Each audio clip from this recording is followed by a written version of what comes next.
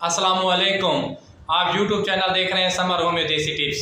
मैं doctor summer पास आज एक नई वीडियो के साथ हाजिर हूँ। तो दोस्तों आज की वीडियो बहुत ही कॉमन है क्योंकि आज की वीडियो का जो हमारा टॉपिक है वो है मैदे का इलाज, मतलब मैदे में जख्म जो हो जाते हैं, मैदे में जख्मों का इलाज।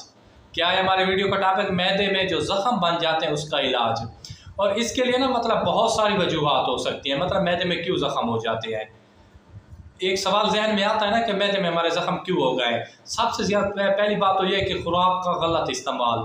ये जो हम कढ़ाइयाँ खाते हैं या बेकरी के अशिया खाते हैं, इसकी वजह से हमारा ना पेट ख़राब हो जाता है। और मुख्तलिफ़ किस्म के इंग्लिश मेडिसन खाते हैं, एंटीबायोटिक खाते हैं, जिसकी वजह से ना मैदे में ज़ख्म आ जाते हैं या मैदे में वार्म आ जाते हैं, सोजिश हो जाती है, जिसकी वजह से ना मैदे में ना जख्म बन जाते हैं। और ये एक बहुत मोहलिक बीमारी है, ख़तरनाक बीमारी है। बहुत सारे हमारे दोस्त ऐसे हैं जो हम इस मतलब वीडियो के बारे में बहुत ज़्यादा मैसेज कर रहे थे कि प्लीज़ इसके बारे में वीडियो बना दें।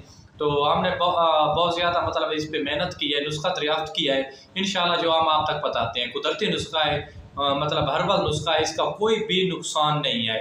इसके लिए सबसे पहले आपको दो चीज़ों की ज़रूरत पड़नी है, वो चीज़ें हम आपको बताते हैं। लेकिन वीडियो शुरू करने से पहले जो रिक्वेस्ट हम हर वीडियो में आपसे करते हैं कि प्लीज़ हमारे चैनल को सब्सक्राइब करें और बेल के आइकन को ज़रूर दबाया करें ताकि आने वाली वीडियो जल्द से जल्द आप तक पहुंच सके और ज़्यादा से ज़्यादा लोगों का फ़ायदा हो सके। अगर आपको वीडियो अच्छी लगती है तो लाइक भी ज़रूर कर दिया करें। जैसा कि हमने आपको बताया कि जो मैदे में ज़ख्म बन जाते हैं उनका इलाज हम बताने वाले हैं। एक ऐसा नुस्खा है जो मतलब है ना मैदे में जाके ज़ख्मों पे एक मरहम का काम करेगा। इस तरह होगा ना जैसे वो ना नुस्खा लेंगे तो जैसे ही वो आपके मैदे में जाएगा तो वो जो उसका है मतलब जिसके साथ आप लेना वो ना मरहम का काम करेगा, वो जाके ज़ख्म के ऊपर मरहम लग जाएगी। तो इसके लिए सबसे पहले आपको दो चीज़ों की ज़रूरत पड़नी है। एक आपने आइटम लेना है संग जराहात 100 ग्राम। क्या लेना है? संग जराहात 100 ग्राम। और इसके साथ आपने लेनी है फटकड़ी 100 ग्राम। फटकड़ी आपने आम जैसे आप ना टुकड़ों की सूरत मिलती है सफ़ेद रंग की, इसी आम हालत में लेनी है।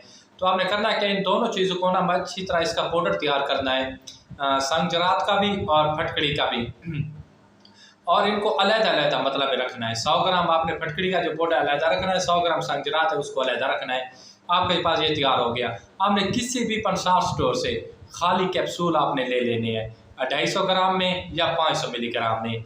अगर किसी इंसान की उम्र मतलब जिसके मैदे में ये जख्म बन चुके हैं या मैदे में दर्द रहता है, जिसकी उम्र मतलब 20 से कम है, 20 साल से कम है, तो उसको आपने देनी है 250 ग्राम की कैप्सूल। और जिस इंसान की 20 साल से बड़ा है, मतलब 50 है, 60 है, 70 है, 100 है, जितनी भी है, चाहे 25 है, आपने उसको 500 मिलीग्राम का कैप्सूल इस्तेमाल करना है।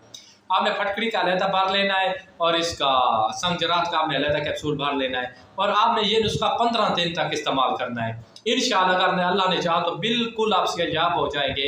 मुख्तलिफ मवालिक के पास आपको जाना नहीं पड़ेगा, टेस्ट नहीं करवाने पड़ेंगे, हज़ारों रुपए नहीं खर्च करने पड़ेंगे। एक आम सा नुस्खा है, 200-250 में तैयार होने वाला, कोई महंगा नुस्खा नहीं है, कुदरती नुस्खा है। मतलब इसका कोई भी साइड इफेक्ट, कोई भी नुकसान नहीं है। इसका जो तरीका इस्तेमाल है वो है कि आपने ये खाली पेट इस्तेमाल करना है नीम गर्म दूध के साथ। एक कैप्सूल सुबह, एक फटकड़ी का, एक दूसरा, और एक कैप्सूल शाम को, एक फटकड़ी का, एक संग जरात का। इंशाल्लाह अगर अल्लाह ने चाहा तो आप बिल्कुल सेहतयाब हो जाएंगे। और आपके मतलब मैदे में जितने भी वो मतलब ख़तरनाक किस्म के मतलब वो बन चुके हैं, वार्म वगैरह बन चुके हैं या ज़ख्म बन चुके हैं, इंशाल्लाह आप ठीक हो जाएंगे। अपने भाई को दीजिए इजाज़त। खुदा हाफ़िज़। शुक्रिया। वस्सलाम। जज़ाकल्लाह।